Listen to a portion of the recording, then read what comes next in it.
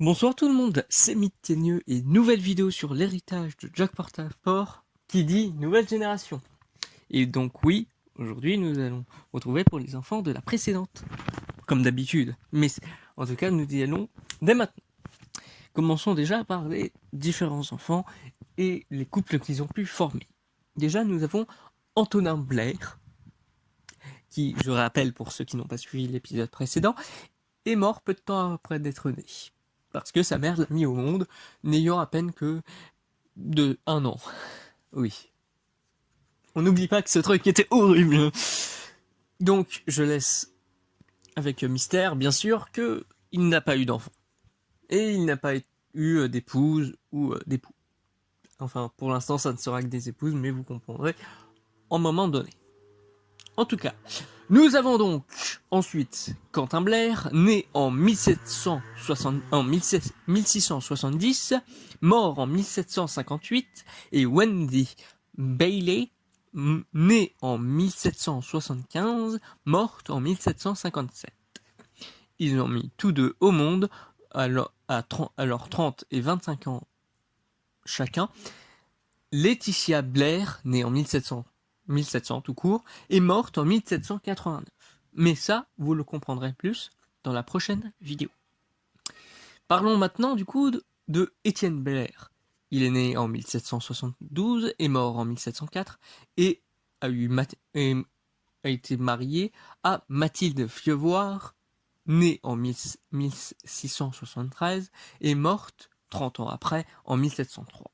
Vous comprendrez ça davantage également.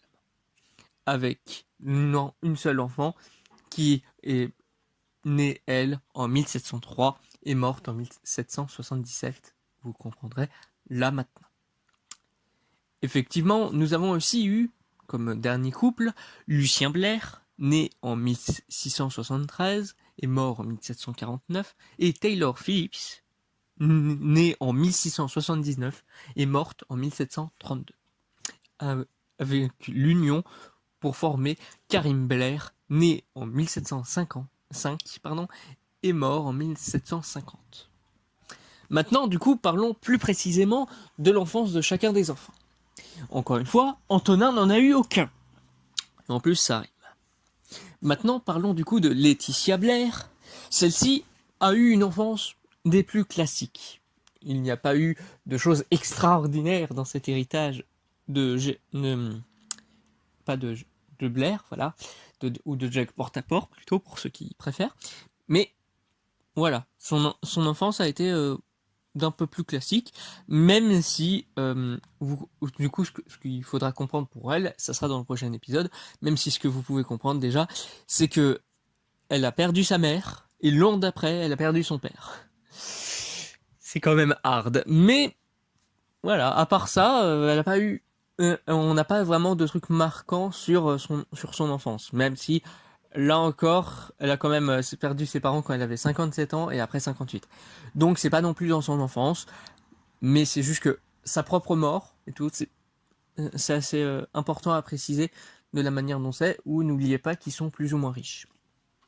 Voilà. En tout cas, ensuite, Mathilde Blair, c'est un cas assez particulier ici parce que vous avez peut-être pas remarqué, mais Mathilde Fievoire est la mère de Mathilde Blair. Et aussi, Mathilde Fievoire est morte en 1703, à 30 ans.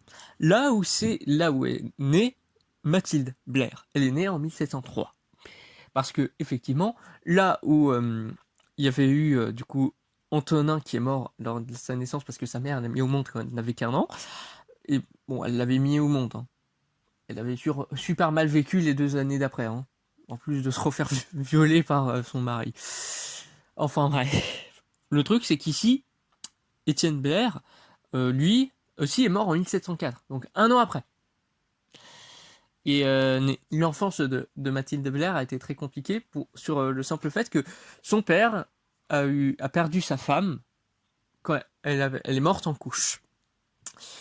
Et du coup, par énorme tristesse, il a voulu donner le nom de sa défunte femme à sa fille.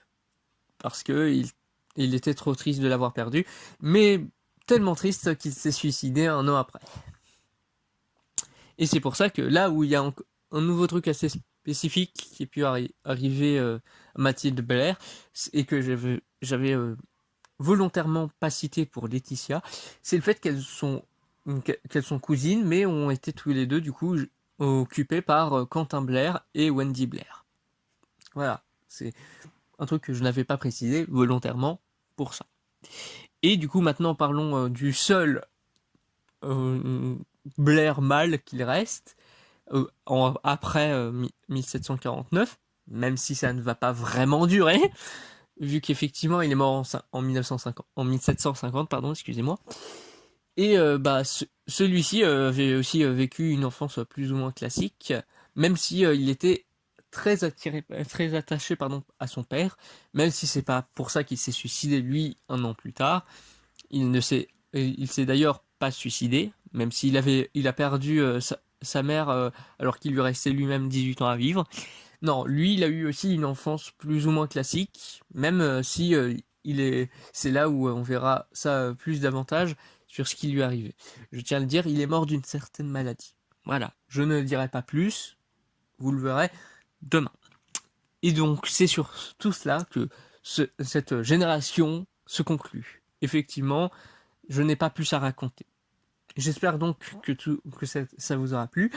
Je tiens encore à préciser que c'est encore transformé, encore aujourd'hui, tout ça comme un mythe, mais je tiens à le préciser, je tiens à le souligner que je peux paraître teigneux, parce que c'est même le principe de mon pseudo, mais c'est la réalité. Ça s'est vraiment produit. C'est vraiment une génération qui a eu tellement d'emmerdes. Donc, moi, je vous dis que c'est vrai, que vous me croyez ou pas, je vous conseille de le faire parce que sinon vous croyez en Goldwood et voilà. Mais en tout cas, je vous dis à une prochaine vidéo, c'est-à-dire demain, et bye!